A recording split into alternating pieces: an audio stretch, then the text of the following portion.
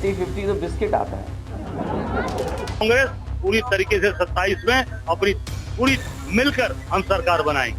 कहीं 50-50 की बात करते अखिलेश तो कहीं फिसलती जुबान को संभालते कांग्रेस नेता अजय राय।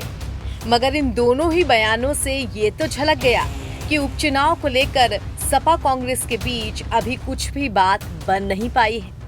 अखिलेश से 50-50 का फॉर्मूला पच नहीं रहा है तो अजय राय तो कांग्रेस को अकेले ही लड़ा रहे हैं।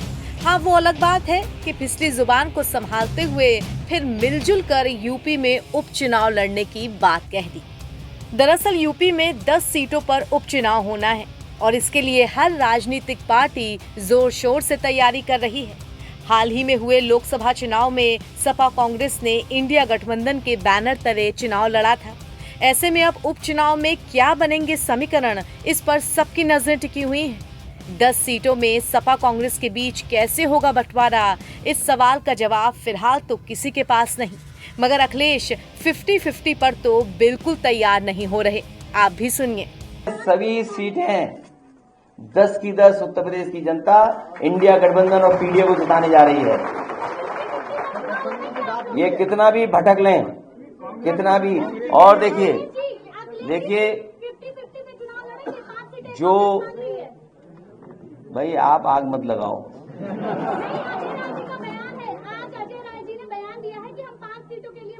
50-50 तो बिस्किट आता है।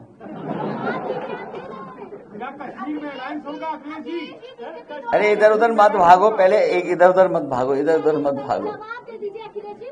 देखिए ये उपचुनाव आपको मैंने सूची देकर के बताया पार्टी कार्यालय से, और चुनाव आयोग को भी इस बात की शिकायत की कि तैयारी ये हो रही है कि वहां पर विशेष जाति धर्म के लोगों को कोई भी पोस्टिंग न दी जाए।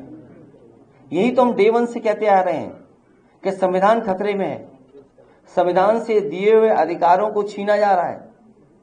संविधान जिन अधिकारों हक की बात कर रहा है उनको छीना जा रहा है। वहीं दूसरी तरफ कांग्रेस के यूपी प्रदेश अध्यक्ष अजय राय तो अपनी ही धुन में थे।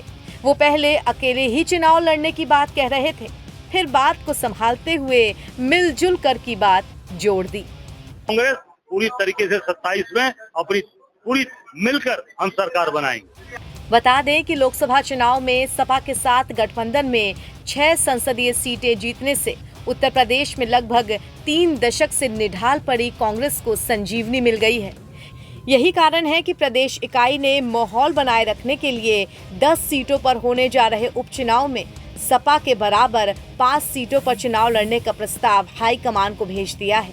लेकिन कांग्रेस की तरह ही सपा की नजर भी 2027 के विधानसभा चुनाव पर है और वो कांग्रेस को अपनी जमीन देने के मूड में बिल्कुल नहीं है। सपा के संकेत सिर्फ 2 सीटों के मिल रहे हैं और सपा की बैसाखी पर टिकी कांग्रेस भी समझौते की मजबूरी में ठिठकती सी नजर आ रही है।